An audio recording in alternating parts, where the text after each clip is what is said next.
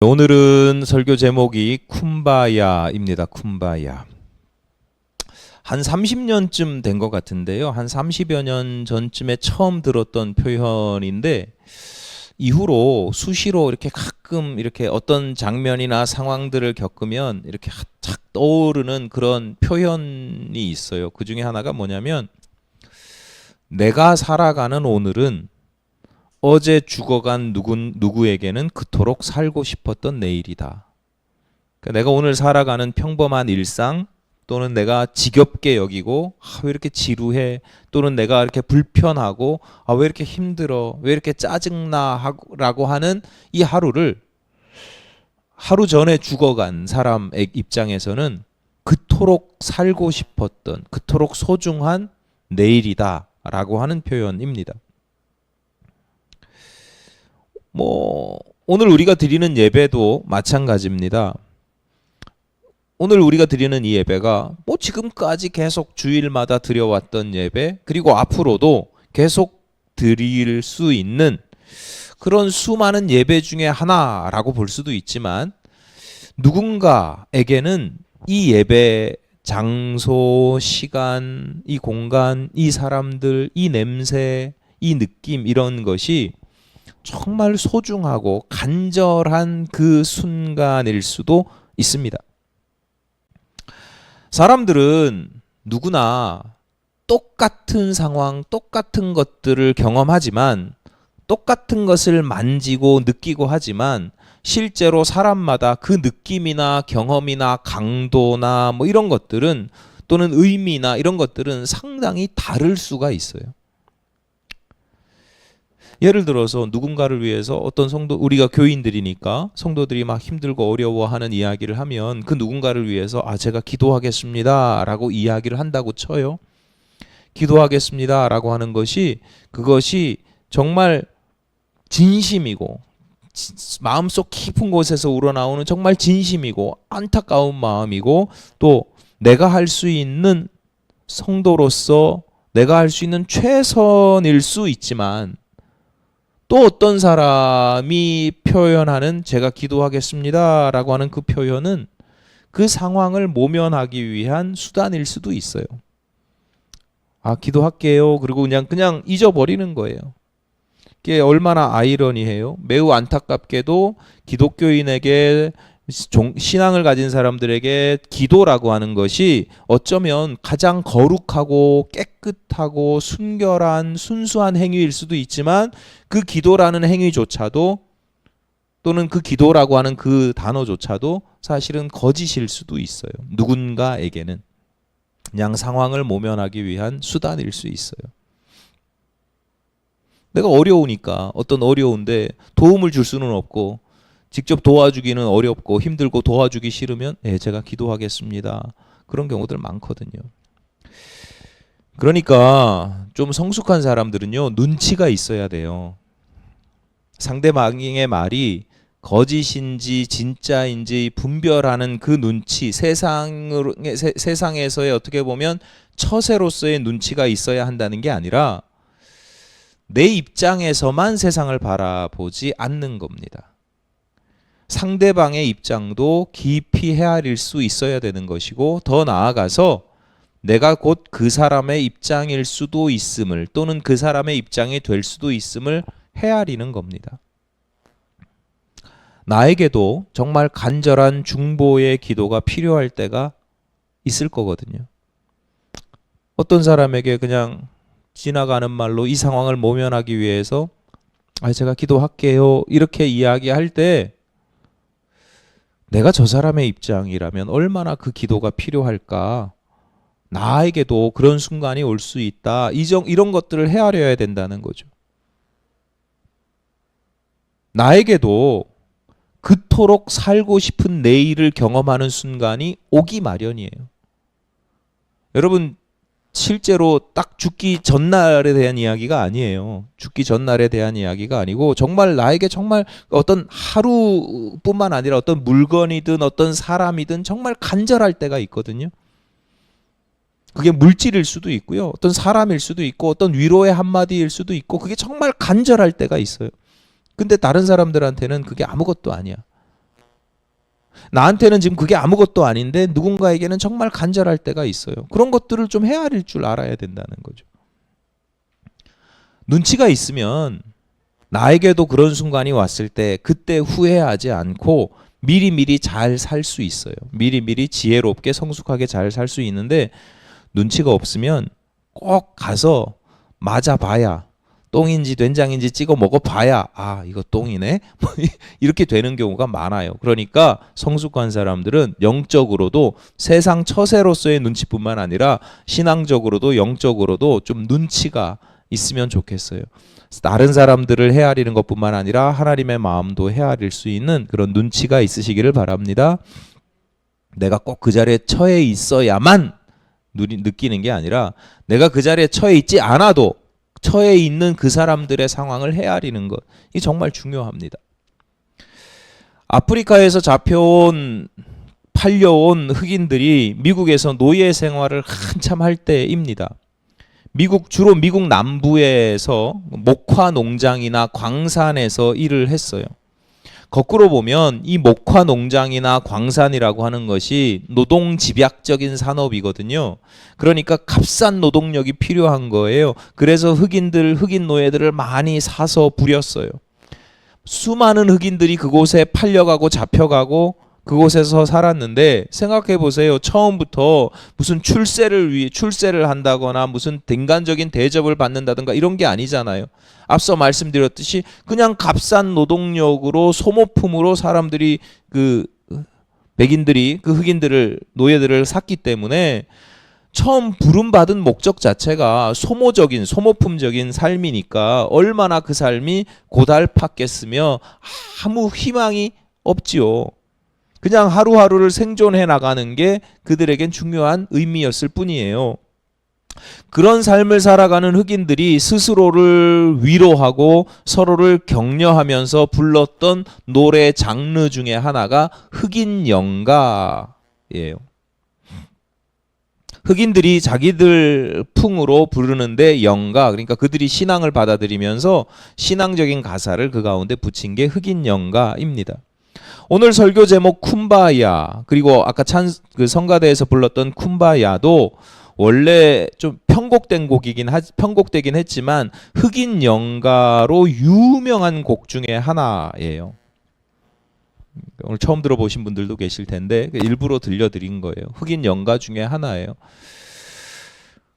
노예로 잡혀온 흑인들이 영어 발음에 익숙하지가 못해서 영어를 자기들 방식으로 발음을 한 거예요. 자기들이 편한 방식으로.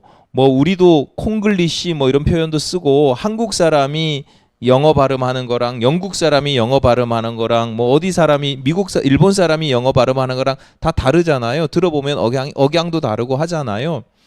아프리카 흑인들이 미국 발음을 했는데, 그러니까 미국식 영어를 발음을 했는데 발음이 잘 안 돼요. 그래서 된 발음이 쿰바야이고 원래 의미는 come by here, 여기 오시옵소서 이런 뜻이. come by here가 here이 이 흑인식 발음으로 쿰바야가 된 거예요. 그러니까 come by here, 여기 오십시오. 쿰바야 my lord, 내 주님 여기 오십시오 이런 뜻이에요.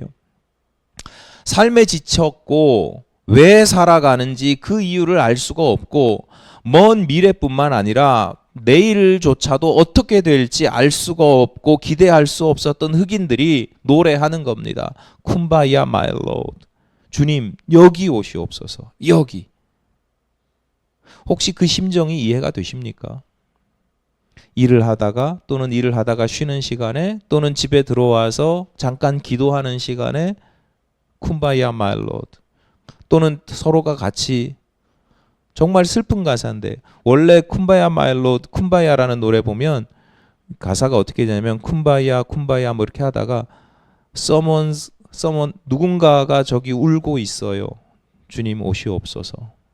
누군가 저기서 웃고 있어요. 오시옵소서. 누군가 기도하고 있어요. 주님 오시옵소서. 뭐 이런 게 계속 반복돼요. 혹시 그 심정이 이해가 되십니까? 그 흑인들이 그 불렀던. 쉽지 않죠. 왜냐? 내 삶이 그들의 삶과 많이 다르거든요. 그때의 상황과 많이 다르거든요. 그래서 제가 아까 그랬잖아요. 좀 영적인 눈치가 있어야 되고 공감 능력이 좀 있어야 된다. 근데 우리는 그들의 삶과 많이 다르기 때문에 이 쿰바야 마일로도 아까 노래는 불렀지만 아마 흑인들이 불렀던 그런 마음으로 우리가 노래를 부르지는 못할 거예요. 한계가 있어요. 상황이 다르니까. 오늘 본문은 고린도전서의 맨 마지막 부분입니다.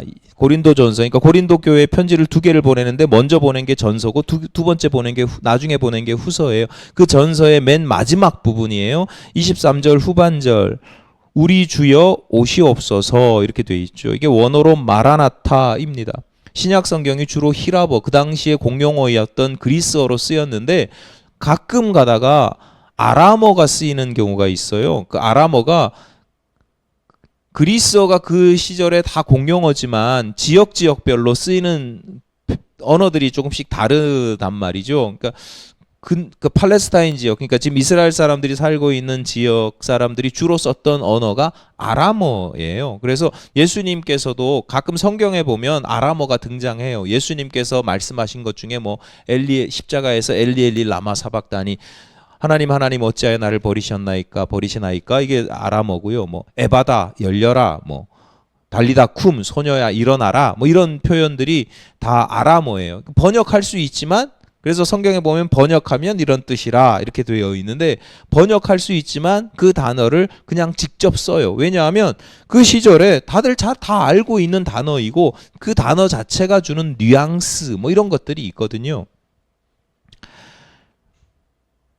오늘 본문도 마찬가지예요. 우리 성경으로는 굳이 번역을 했지만 원래 원어로는 아람어를 그대로 써요. 주님 여기 오시옵소서라는 그 번역은 했지만 원래 단어는 마라나타라고 하는 단어예요.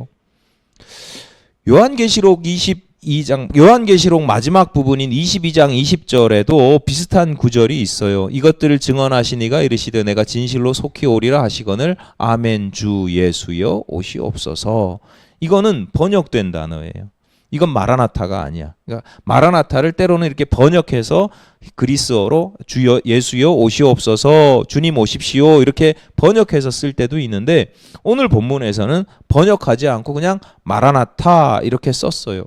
무슨 얘기냐?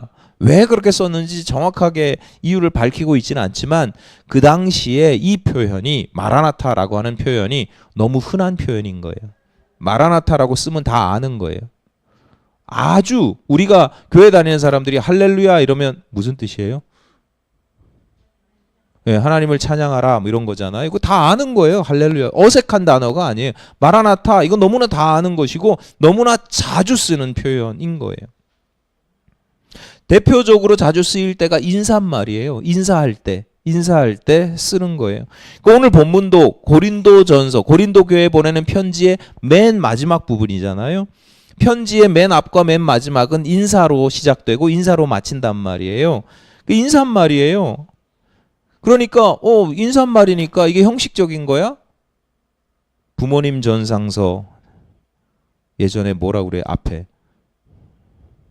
간에 두루 평안하시고 기체우 일양 만강하옵시며 이 성 만추지절에 뭐 그냥 그런 표현이 아니에요. 그렇게 그냥 근데 그렇게 읽으면 성경에 나오는 그 신약 성경의 많은 서신서들이 보면 주의 은혜가 뭐 어쩌고 사랑이 어쩌고 이런 표현들이 쓰이니까 굉장히 형식적인 것 같잖아요.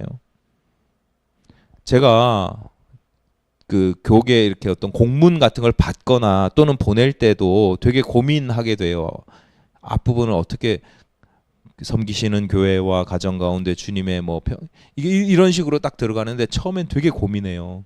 근데 나중에는 전에 거 그냥 그대로 베꼈어요. 그냥 반복되는 거예요. 그러니까 어떤 거는 되게 형식적인데 어떤 거는 되게 고민하게 돼요. 마지막을 어떻게 맺을까? 주의 평화. 이게 그냥 공문처럼 막 뿌리고 뭐 이럴 때는 이게 별 의미가 없는데 개인적인 또는 애정을 가지고 누군가에게 짧은 글이라도 보내게 될 때는요, 그 한 구절 한 구절이 이 사람을 생각하게 되고 그 상황을 고려하게 되면서 아, 이 사람에게는 주님의 평화가 있으면 좋겠어. 그 짧은 한 구절이라도 평화의 주님이 함께 하시기를 빕니다. 아니면 예수 평화, 이렇게 한 구절 짧게 써도 이게 그 상황에 정말 기도가 담겨 있는 그런 표현을 쓰게 되거든요. 지금 고린도 교회에 보내는 바울이 보내는 편지가 여러 수백 교회, 수천 교회에 그냥 복사해서 공문 뿌리듯이 보내는 편지가 아니잖아요. 일일이 이걸 써가지고 정말 애정과 사랑을 담아서 쓰는데 이 편지에 나오는 인사말이 형식적이겠어요? 글자 하나 쓰는 게 그 당시에 다 돈이었다니까요. 엄청나게 비싼 비용과 정성이 들어가는 거예요. 얼마나 고민하는지 몰라요. 이 인사 가운데 마라나타라고 하면 거기에는 그 초대교회의 가장 중요한 핵심 가치가 거기 들어가 있는 거예요. 꼭 편집뿐만 아니라 서로 초대교회 성도들이 서로 만나고 헤어질 때마다 마라나타라고 서로의 신앙을 상기시키면서 축복하면서 정말 간절히 빌어주는 그런 축복의 내용 중에 하나가 마라나타였어요.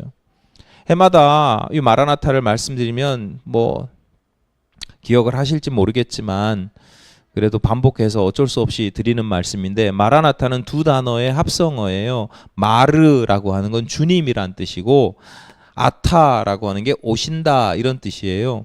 그래서 마라나타 이렇게 성경에 쓰여진 거는 그냥 한 단어로 그냥 쭉 쓰여져 있지만 이게 우리나라 말이 어려운 게 띄어쓰기가 어렵대요. 중국어, 일본어는 다 붙이면 되고 영어는 단어마다 다 떨어뜨리면 되는데 우리나라는 조사 다르고 뭐 단어 다르고 이래가지고 띄어쓰기가 맞춤법이 진짜 어렵대요. 마라나타가 그래서 어려워요. 그냥 붙어 있는데 이걸 어떻게 끊어 읽느냐에 따라 뜻이 달라지거든요. 마르, 주님, 아타, 오신다 이런 뜻인데, 마란, 아타 이렇게 끊어 읽으면 그냥 한 단어로 쓰여 있지만 그렇게 끊어 읽으면 우리 주님께서 오셨습니다 또는 지금 오십니다 이런 뜻이에요.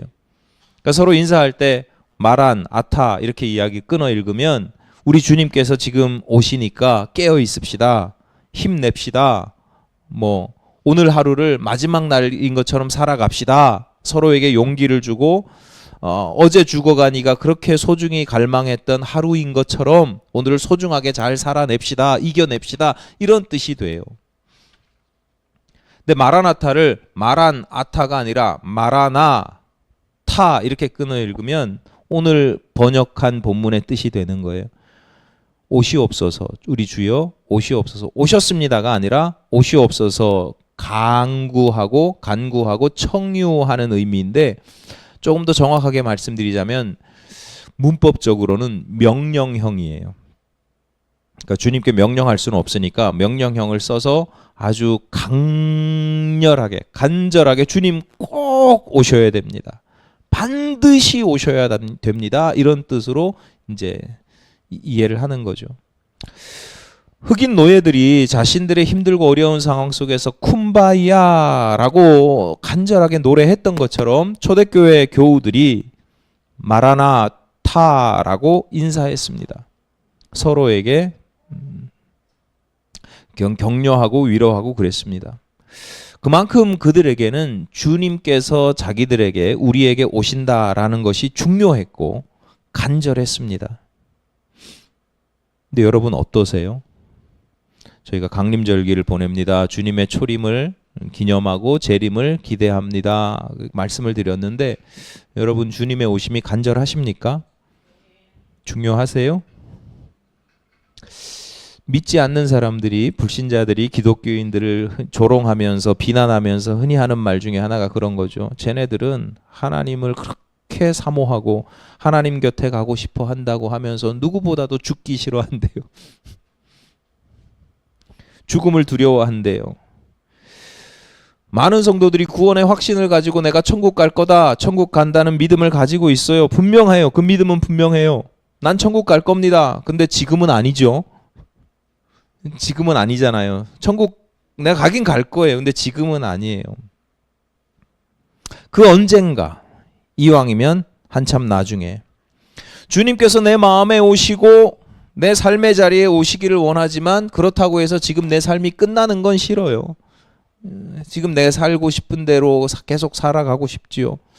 내가 필요할 때, 내가 준비되었을 때 내가 가는 건 괜찮은데, 주님께서 오시는 건 사양합니다. 좀만 기다려 주세요. 뭐 그런 거죠. 뭐 이해되고 저도 그런 면들도 있습니다.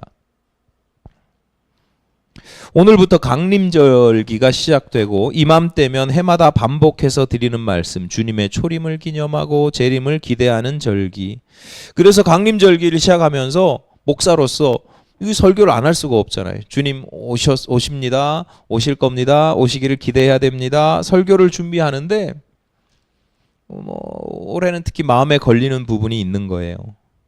아니, 주님의 재림을 기다리지도 않고 기대하지도 않는 분들에게 주님께서 오십니다라고 선포하는 게 도대체 과연 무슨 의미가 있을까, 이런 자부심이 생기는 거예요.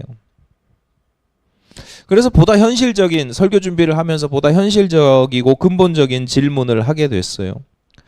우리는 왜 그 흑인 노예들처럼 또는 초대교회 성도들처럼 주님의 오심을 기대하지 않는 것인가? 왜 기다리지 않는 것인가?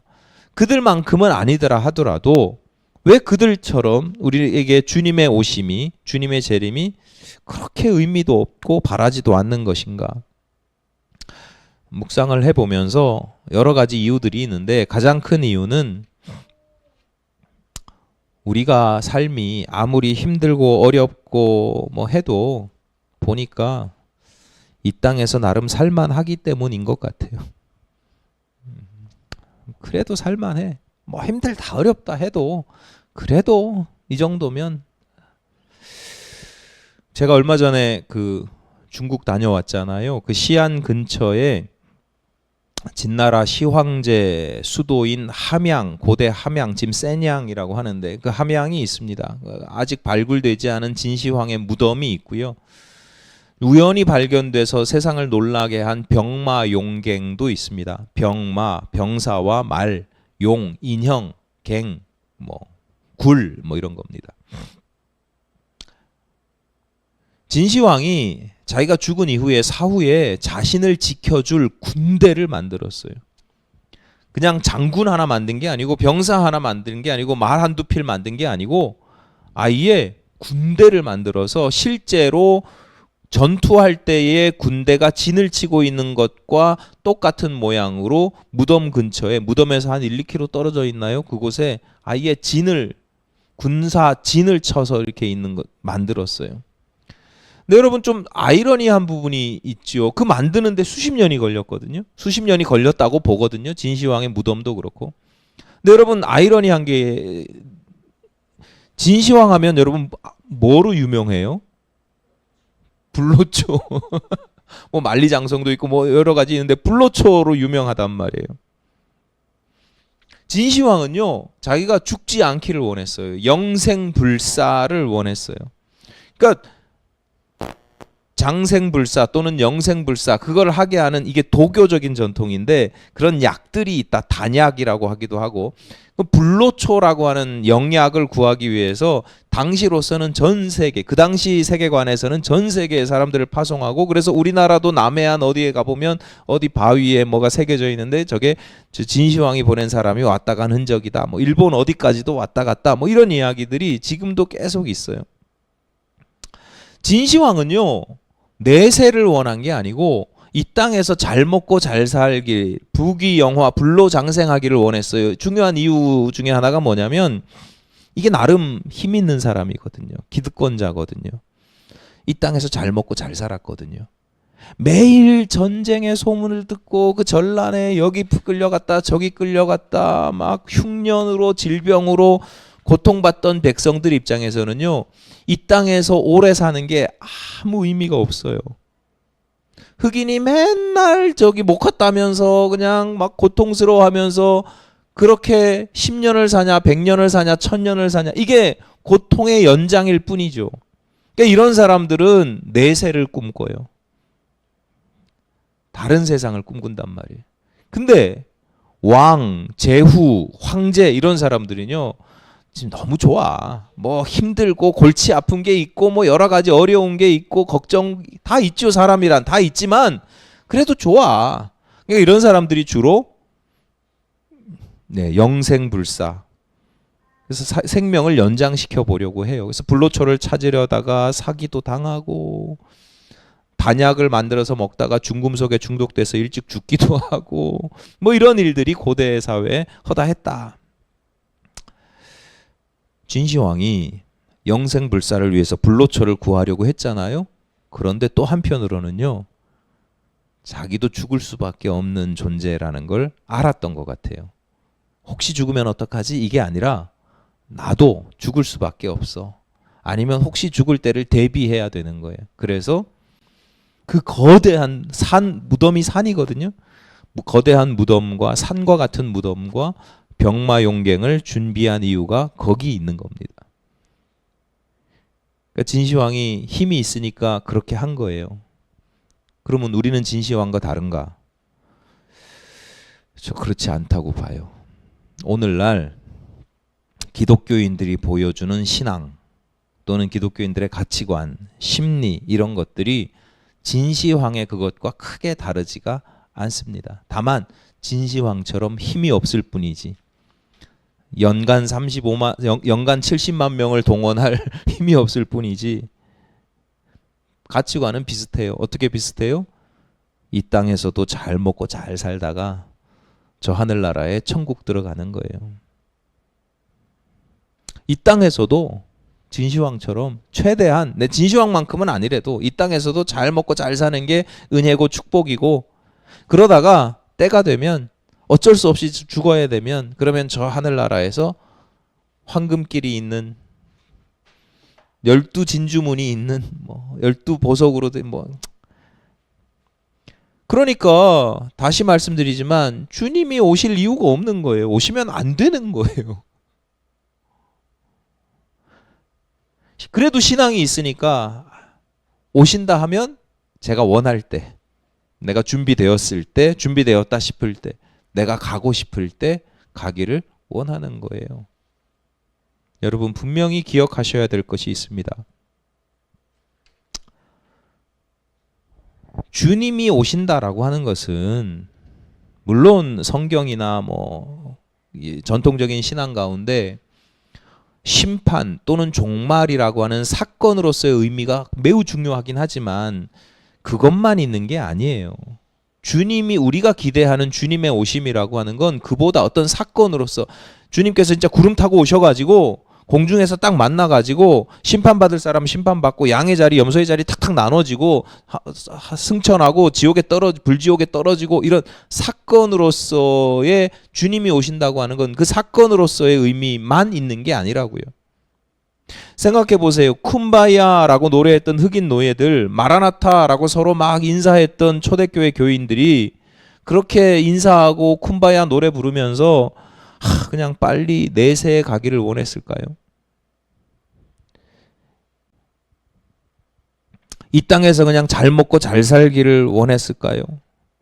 주님께서 오셔서 내가 지금 노예로 살아가지만 주님께서 오셔서 이 상황을 확 역전시켜 주셔서 내가 지금은 핍박받고 억압받고 이용당하지만 내가 입장이 확 바뀌어가지고 내가 이제 주인이 돼가지고 백인들을 부리면서 막 이용해 먹으면서 잘 먹고 잘 살기를 원하는 마음으로 이 쿰바야 노래를 불렀을까요?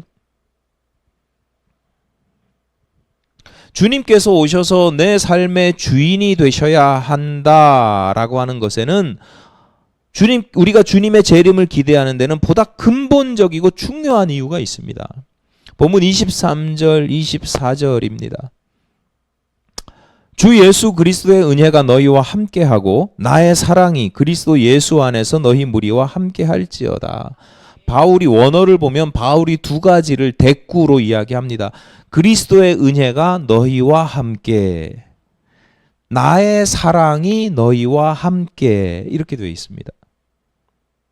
은혜와 사랑, 2000년 전 주님께서 오셨던 핵심적인 이유가 이것입니다. 은혜와 사랑. 오늘날 우리에게 주님께서 오셔야 하는 가장 중요한 가치가 바로 이것입니다. 주님께서 오셔서 우리가 주님의 은혜 안에 거하는 것, 그리고 성도들이 서로 하나님의 사랑으로 사랑하는 것. 늘 말씀드리지만 하나님의 나라는 공간적인 개념이 아니다. 천당 간다. 천당. 하늘의 당, 집당. 이 무속적인 표현이거든. 천당. 똑같이 우리는 천국, 그러면 천당 개념을 가지고 공간적인 개념을 가지고 이해를 해요. 성경에서 말씀하시는 천국, 하나님의 나라는요, 하나님께서 직접 다스리시는 곳이라는 의미가 중요합니다. 하나님께서 다스리시는 하나님의 통치가 있다. 왜? 그곳에서 하나님 나라의 질서를 맛볼 수 있기 때문이에요. 하나님의 다스리심, 하나님의 통치하심, 하나님께서 역사하시는 곳의 특징이 뭐냐? 하나님의 은혜가 나타난다는 거예요. 하나님의 은혜가 풍성하다는 거예요. 성도들이 그곳에서 서로 사랑한다는 거예요. 우리 교회가 하나님의 나라와 같다, 천국과도 같다라고 하면 그 뜻이 그런 거예요. 하나님의 은혜가 풍성하고 성도들이 서로 아끼고 사랑하는 거예요. 우리가 하나님 나라를 사모하는 이유, 그 사모하는 그곳을 천국이라고 부르는 이유가 뭐냐?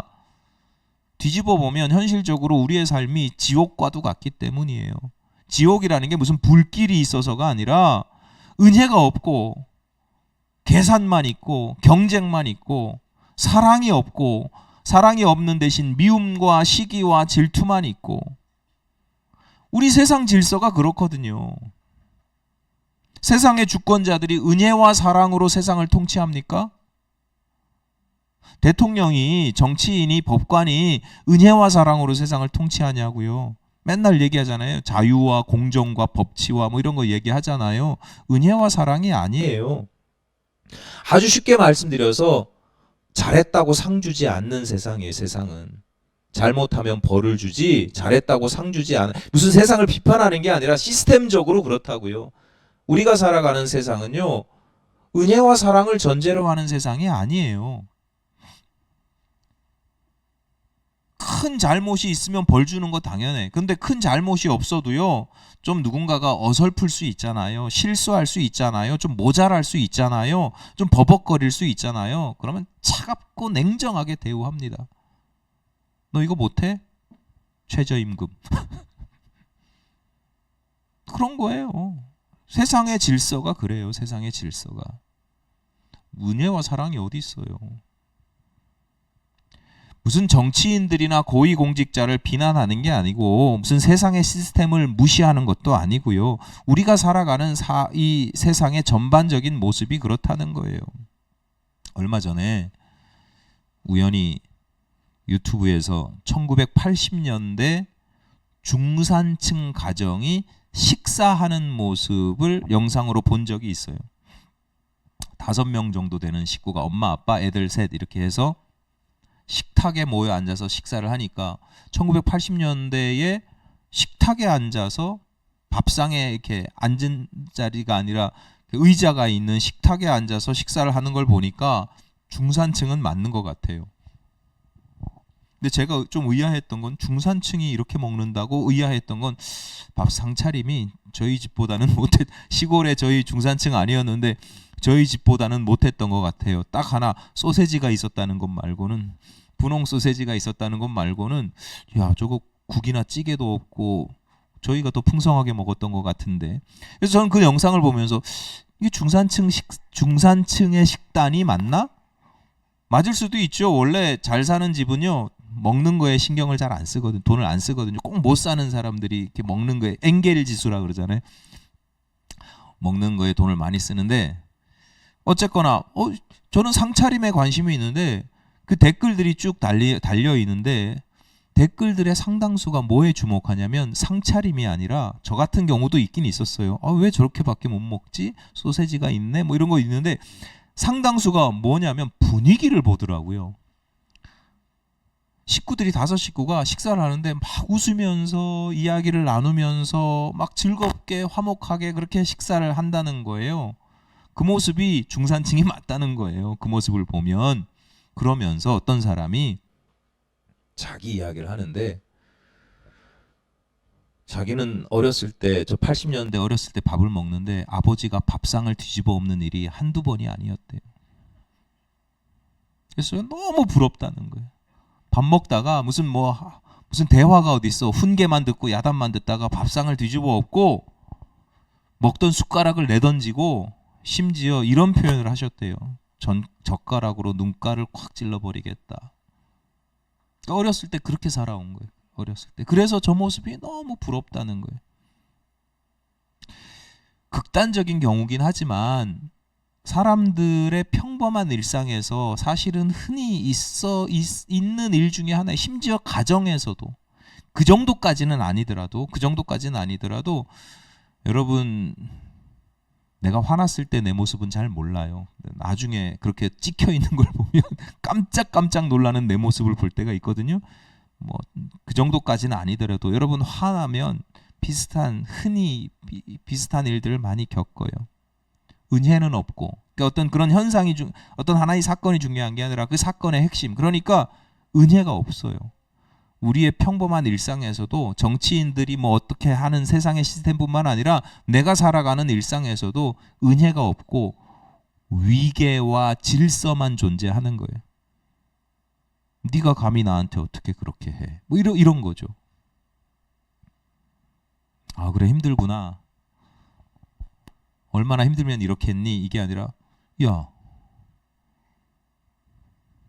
어디 엄마한테 큰 소리를, 어디 아빠한테 인상을, 어디 상사가, 어디 어린 것이, 위계와 질서만 존재하는, 사랑은 없고 이기적인 이용만 있는, 심지어 그게 가족관계도 마찬가지고, 가족관계를 벗어나면 더하죠. 계산이 있고 이용만 있는 그런 세상을 초대교회 성도들도 살아갔고 흑인 노예들도 그런 세상을 살아가면서 주님의 오심을 노래한 거예요. 하나님, 내가 살아가는 이 자리에 주님께서 오셔서 이런 위계와 질서와 이용과 미움이 아니라 사랑과 은혜가 풍성한 세상이기를 바라고 소원하면서 그렇게 노래하고 인사했던 겁니다. 여러분의 영혼, 그리고 여러분의 인간관계, 여러분의 삶의 자리를 한번 살펴보십시오. 그래도 나름 먹고 살만해서 주님의 임재가 별로 필요가 없습니까? 아니면 내가 사는 게 너무 버겁고 힘들어서 그냥 주님이 빨리 오셨으면 좋겠습니까? 주님 오셨으면 좋겠는데 나 혼자 가기는 무섭고 그냥 다 같이 단 한 번에 이 세상이 막 심판을 받아서 한 방에 그냥 다 같이 심판을 받았으면 좋겠습니까? 여러분, 주님의 재림을, 이걸 신화적이라고 그래요. 주님의 재림을 그렇게 신화적으로만 바라보지 말고, 물론 그런 의미도 있습니다만 신화적으로만 바라보지 말고 여러분의 신앙적인 가치관과 의미를 가지고 좀 더 이해하시면 좋겠는데, 쉽게 말씀드려서 여러분의 삶의 자리에 주님의 은혜가 있습니까? 내가 과연 하나님의 사랑을 실천하고 있습니까? 내가 살아가면서 만나는 사람들 중에 저 사람이 하나님의 사랑으로 나를 사랑해 주는구나, 그런 사랑을 받고 있습니까? 그게 아니라고 한다면, 그게 많이 부족하다고 한다면 주님께서 여러분의 삶의 자리에 오셔야 할, 여러분의 영혼 가운데 찾아오셔야 할 가장 중요한 이유가 거기에 있는 것입니다.